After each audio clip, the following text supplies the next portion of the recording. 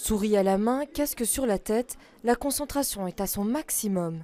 Lou, connue sous le nom de Lou Piot, est joueuse d'e-sport depuis 4 ans.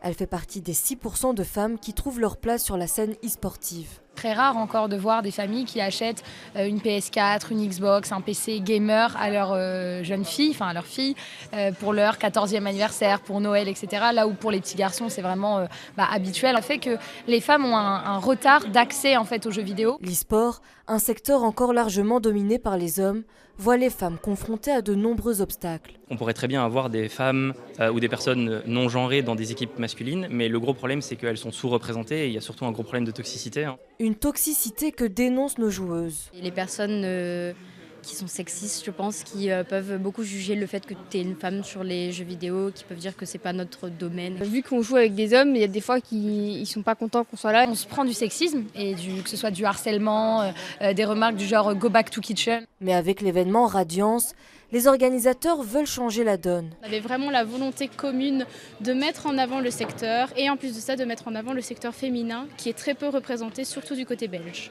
On aimerait bien pouvoir aller sur des jeux comme League of Legends, comme Super Smash Bros Ultimate et ainsi de suite. Et ne pas seulement toucher Valorant mais pouvoir toucher toutes les communautés de joueuses. Valorant, le premier jeu à mettre en avant les femmes.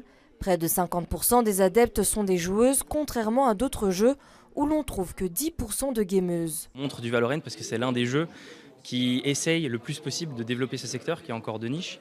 Mais on voit de plus en plus de petits projets s'ouvrir. Malgré une sous-représentation de la femme dans l'e-sport, ce tournoi 100% féminin est l'occasion pour les joueuses d'e-sport de casser les préjugés. Nous, ça nous permet d'avoir cette opportunité, d'avoir des gens qui viennent nous voir, alors que de base, les compétitions actuellement sont quasiment exclusivement masculines. Cette première journée franco-belge de l'e-sport féminin, organisée par l'ambassade de France et Gaming Factory, voit affronter 2 équipes. Zerance contre Kiratrix Gokil pour la grande finale.